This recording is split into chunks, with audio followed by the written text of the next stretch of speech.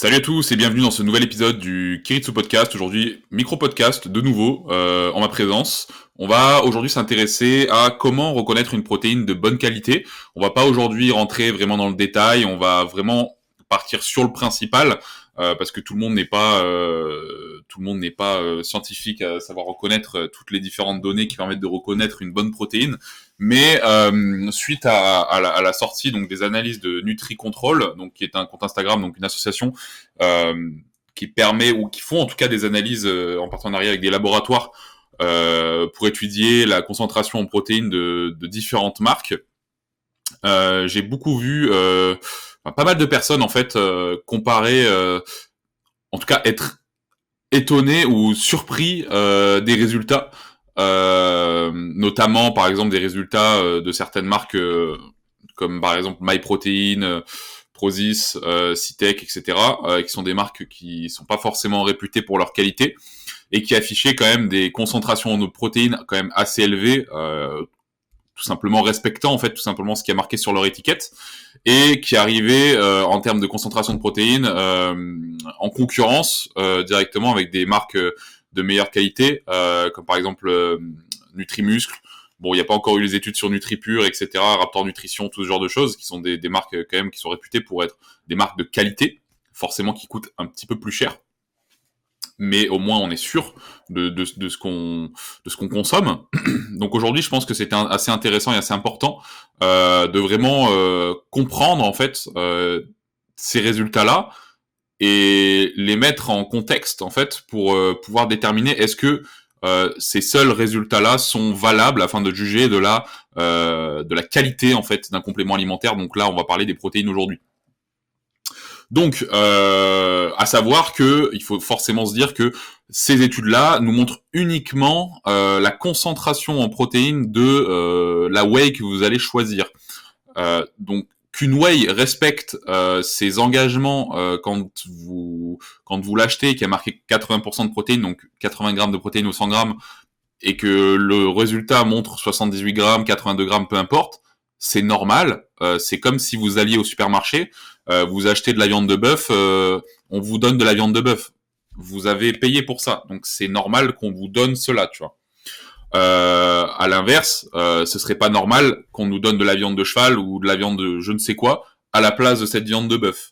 Et c'est justement ça, en fait, qu'il faut comprendre, c'est que les analyses actuellement ne nous permettent, en tout cas celles qui sont affichées sur NutriControl, ne nous permettent uniquement en fait de juger de est-ce qu'elle tient ses engagements ou est-ce qu'elle ne les tient pas. C'est tout. Ça ne nous donne pas d'indicateurs sur la qualité de la protéine. On nous donne juste des indicateurs sur est-ce que ma whey c'est du Nesquik ou est-ce que c'est du un concentré de protéines tout simplement. Et donc qu'une whey comme NutriPure et qu'une whey comme MyProtein ait une concentration en protéines similaire, c'est normal. C'est vous payez pour avoir une protéine, donc c'est normal que ces entreprises-là respectent leurs engagements. Surtout que dans des pays qui généralement ont pas mal de normes, pas autant que la France, mais qui en ont quand même pas mal. Après, vous avez d'autres marques, j'ai pas les noms en tête, oui, forcément, qui affichaient des 9 grammes de protéines, 10 grammes de protéines, etc. Ou en tout cas, une concentration très très faible par rapport à ce qui est marqué. Et on en revient à l'histoire de la viande supermarché, etc. Ils ne respectent tout juste pas leur engagement, c'est tout. Donc oui, ce sont des protéines de mauvaise qualité. Et donc c'est des protéines forcément qui ne vous apporteront pas leurs effets. Donc en fait, c'est comme si vous preniez, c'est comme si vous buviez du Nesquik, quoi, concrètement. Mais bon, la question n'est pas là. La question, c'est comment mettre en parallèle ces résultats NutriControl avec d'autres données. Donc on va passer tout ce qui est coefficient d'efficacité protéique, l'indice chimique, le PDCAAS, enfin tout ce genre de choses qui permettent de vraiment, mais ça c'est vraiment rentrer extrêmement dans le sujet. Donc il y a pas mal de choses qui vont rentrer en compte. Donc en plus de ces résultats-là de NutriControl, il faut le mettre en parallèle avec la provenance de votre protéine. Donc quand vous allez acheter une protéine, généralement sur le paquet ou pas, vous allez pouvoir retrouver la provenance de la whey, tout simplement, du lait qui a été utilisé, du petit lait qui a été utilisé pour la fabriquer. une whey qui ne donne pas ces informations-là est probablement, encore une fois, c'est uniquement des hypothèses, une whey qui utilise du lait peut-être un peu moins cher, donc en l'important d'autres pays, euh, et donc potentiellement une moins bonne assimilation de ce lait-là, ou par exemple du lait issu du petit lait issu de l'industrie fromagère, qui est pas forcément la meilleure source. A contrario du lait français, étant donné qu'en France on est soumis à énormément de normes, les agriculteurs et les entreprises qui travaillent dans l'alimentaire sont soumis à énormément de normes différentes et qui rendent malheureusement leur travail très difficile quand même.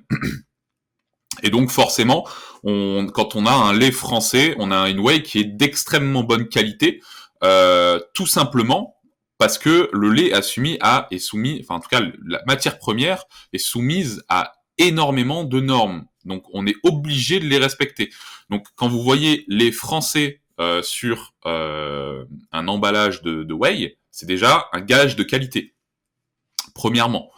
Un lait qui est européen, c'est pas forcément du lait français, mais c'est pareil, soumis à des normes européennes qui sont pas non plus nulles. Donc ça reste quand même une whey qui est relativement bonne qualité. C'est sûr que si vous avez une whey qui vient du Bangladesh, sans vouloir critiquer, on n'a pas forcément de gage de qualité sur la chose. Voilà. Donc ça, c'est par rapport à la provenance. Donc pour moi, à mon sens, c'est la première chose à regarder. C'est pas parce que vous prenez une whey, attention qu'il n'y a pas marqué lait français ou lait européen, que c'est une whey de mauvaise qualité. Des fois, les entreprises n'ont juste pas envie de communiquer leur source, ou tout simplement, on peut très bien trouver du lait de bonne qualité ailleurs. C'est juste que en France, et en Europe en général, en France quand même beaucoup plus, les normes alimentaires sont extrêmement strictes en fait. C'est tout. Donc on va ensuite s'intéresser aux différentes whey qui sont disponibles sur le marché. Donc vous avez des whey qui sont isolates, donc qui sont des whey qui sont généralement contiennent 90% de protéines ou plus, et qui utilisent différents types de filtration, que ce soit l'ultrafiltration ou la microfiltration. Donc c'est différents procédés. Ou la filtration, par exemple, par échange d'ions, qui, elle, fera appel à des produits chimiques, donc c'est pas forcément le top, et que ça agresse énormément la whey, donc qui perd pas mal de ses propriétés durant cette filtration-là.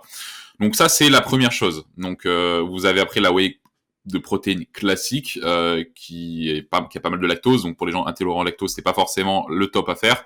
Donc ça, c'est principalement avec la native, qui est également une whey qui est normalement sans lactose. Vous avez déjà ces deux whey là qui sont les principales. Après, vous avez la whey vegan, etc. Ça, on va pas s'éparpiller non plus sur tous les types de whey qui existent. Il y a la caséine, il y a tout ce genre de choses. Et on n'est pas là pour ça. On est vraiment là pour comprendre, en fait, peu importe le type de whey que vous choisissez, quels sont les indicateurs de qualité et quels sont les indicateurs justement de mauvaise qualité sur ces produits-là. Donc hormis du coup le type de whey que vous allez choisir, il va falloir aussi faire attention au profil d'acides aminés. Généralement, la plupart des whey vont faire très attention à ça. Pour avoir un profil d'acide aminé complet. Pourquoi ?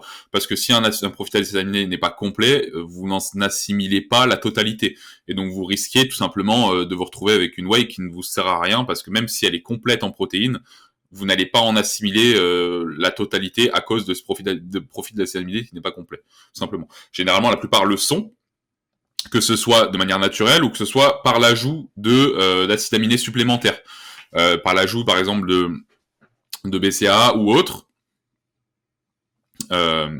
Et généralement, quand vous retrouvez une whey où ils rajoutent des acides aminés, c'est une whey qui a été tellement détériorée durant sa fabrication qu'ils sont obligés de compenser avec des acides aminés.